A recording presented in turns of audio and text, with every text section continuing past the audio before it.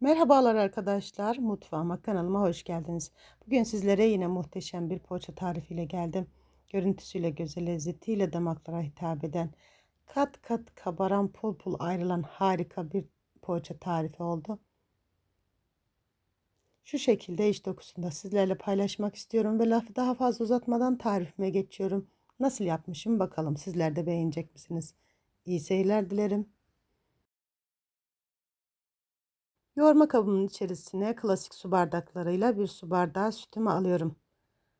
Bir su bardağı suyumu ilave ediyorum.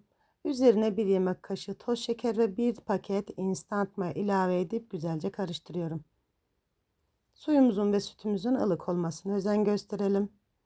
Bu şekilde karıştırmış olduğum sıvı malzemelerin üzerine yarım çay bardağı sıvı yağ ilave ediyorum. Bir adet yumurta akını ilave ediyorum. Sarısını üzeri için ayırdım. Ve bir dolu tatlı kaşığı tuzumu ilave ettikten sonra sıvı malzemelerimi güzelce karıştırıyorum. Karıştırmış olduğum malzemelerin üzerine unumu ekleyerek yoğurma işlemine başlıyorum. Toplamda ben bu tarifim için 5,5 su bardağı un kullandım. Her zaman söylediğim gibi unumuzun markasından miktarı değişiklik gösterebilir. O yüzden unumuzu azar azar kontrollü bir şekilde eklemeye özen gösterelim. Öncelikle böyle bir spatula ile hamurum koyulaşana kadar karıştırıyorum ve kalan unumu ilave edip spatulamı çıkarıp elimle güzel bir hamur olana kadar yoğurma işlemine devam ediyorum. Bu tür hamur işlerinde hamurumuzu çok güzel bir şekilde yoğurmalıyız arkadaşlar. Ne kadar güzel hamur yoğrulursa o kadar güzel sonuçlar alırız. Evet, bu şekilde toparlamış olduğum hamurum üzerine çay bardağın dibinde kalan sıvı yağımdan 1-2 damla döküyorum. Üzerinin kurumaması için üzerini kapatıp yarım saat 40 dakika mayalanmaya bıraktım. Evet, hamurum mayalandı, 2 katı büyüklüğüne çıktı. Şöyle bir toparlıyorum maya kokusunun kalmaması için. Tezgahımı alıyorum ve avuç büyüklüğünde bezeler oluşturacağım. Şöyle bir toparlamış olduğum hamuruma çok az bir undan yardım alarak tekrardan şöyle bir çeviriyorum ve göz kararı parçalar koparıp avuç içi büyüklüğünde bezeler oluşturuyorum.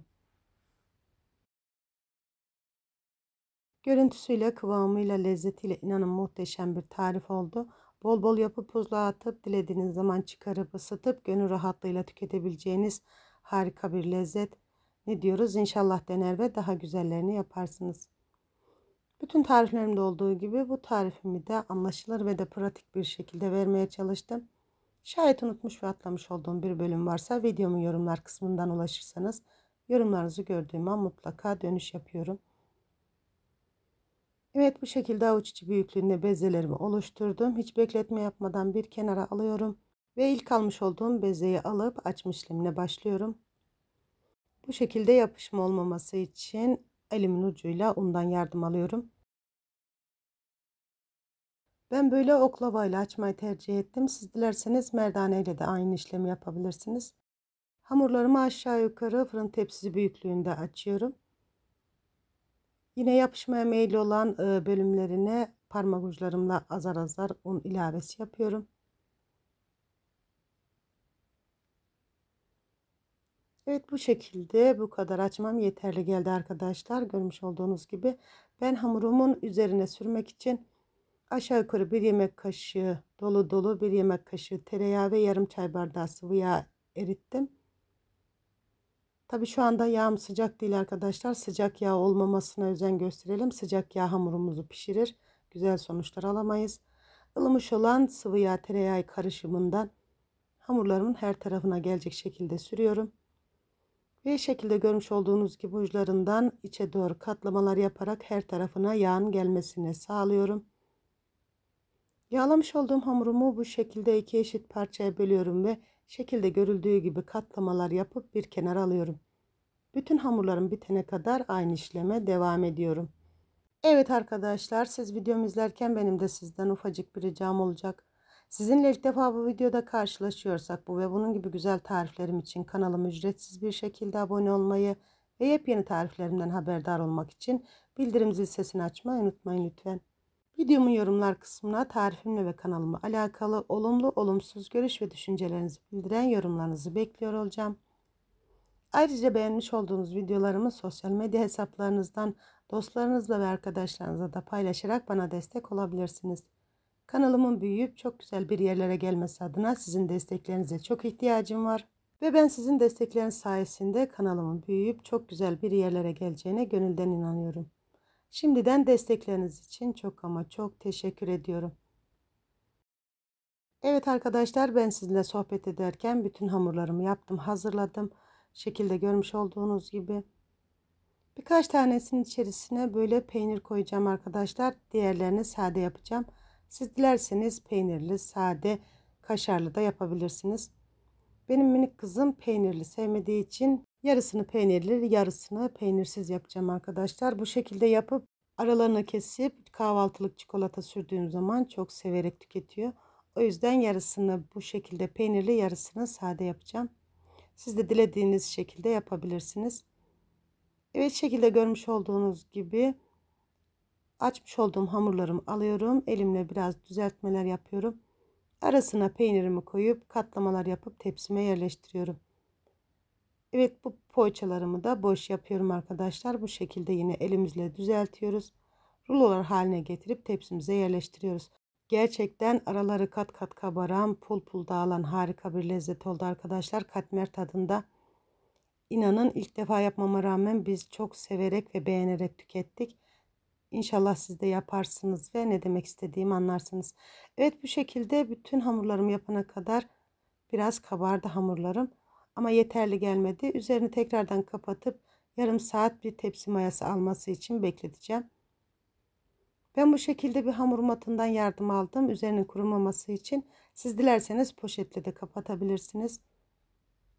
Üzerini kapatmış olduğum poğaçalarımı yarım saat dinlendirdim. Görüyorsunuz, gerçekten muhteşem bir şekilde kabardılar. Ve ayırmış olduğum yumurta sarısını bir tatlı kaşığı sütle incelttim. Yumuşak bir fırçayla hamurlarımın kabarıklığının gitmemesi için çok dikkatli bir şekilde yumurta sarısı ve süt karışımını sürüyorum. Poğaçalarım o kadar güzel kabarmış ki kabarıklığının gitmemesi için böyle ince bir fırça ve de hafif dokunuşlarla sürmeye gayret ettim. Tam da bu esnada fırınımı 200 derecede ayarladım. Şu anda fırınım ısınıyor.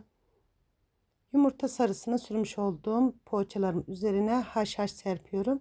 Siz dilerseniz çörek otu ve susam da serpebilirsiniz. Hatta hiçbir şey serpmeden sade olarak da tüketebilirsiniz. Gerçekten her haliyle muhteşem. Evet, bu şekilde haşhaşlarımı da güzelce üzerine serpiyorum ve önceden ısıtmış olduğum 200 derecelik fırınıma pişmeye gönderiyorum.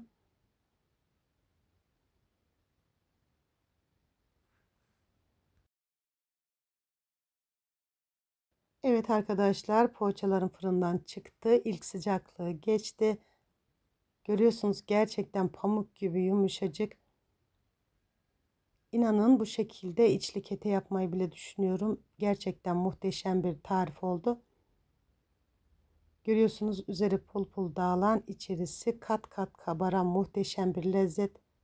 Şayet tarifimi denerseniz videomun yorumlar kısmından sonuçları benimle paylaşmanızı önemli rica ediyorum. Ve şu şekilde poğaçalarımın iç dokusunu da sizlerle paylaşmak istiyorum. Görüyorsunuz, gerçekten kat kat kabarmış. Asla bir hamurlaşma yok. Evet arkadaşlar, siz poğaçalarımın son halini izlerken ben de size veda edeyim. Bir videomun daha sonuna geldim. Yapıp deneyecek olanlara şimdiden afiyet olsun.